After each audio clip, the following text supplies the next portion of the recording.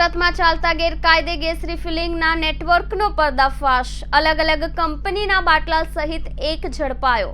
અડાજણમાં pass permit વગર gas refilling કરતા આરોપી દેમાર રામ બુધારામ ચૌધરીની પાલનપુર કેનાલ રોડથી ધરપકડ કરવામાં આવી છે।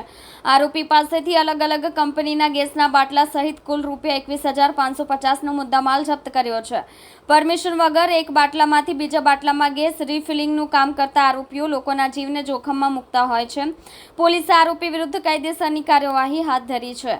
એસીપી બીએમ ચૌધરીએ કહ્યું કે અડાજણ વિસ્તારમાં ગેરકાયદે ગેસ રિફિલિંગની પ્રવૃત્તિ ધમધમતી હોવાની બાતમી મળી હતી, જેના આધારે મૂળ રાજસ્થાનના વતનીની ધરપકડ કરવામાં આવી હતી। તેમની પાસેથી ઇન્ડિયન ભારત સહિતની કંપનીના 11 જેટલા બાટલા ઝડપી પાડવામાં આવ્યા છે।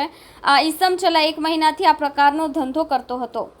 અડાજણ વિસ્તારમાં ગેરકાયદેસર પાસ પરમિટ વગરના ગેસ રિફિલિંગ કરતા ઈસમને મુદ્દામાલ સાથે અડાજણ પોલીસે પકડી પાડેલ છે। એનામાં પોલીસને બાતમી મળેલ હતી કે એલપી સવાની રોડ ઉપર પાલનપુર રોડની બાજુમાં કેટલાક જો ધંધો કરે છે ગેસના બાટલાનો ને એની અંદર અલગ અલગ કંપનીના 11 જેટલા બાટલાઓ પકડી પાડેલ છે, જેની અંદર આરોપી તરીકે દેવરામભાઈ બુધાભાઈ ચૌધરી છે, જે મારવાડી છે અને મૂળ રાજસ્થાનના રહેવાસી છે અને અહીંયા વીર સાવરકર ઉગત કેનાલ પાસે રહે છે।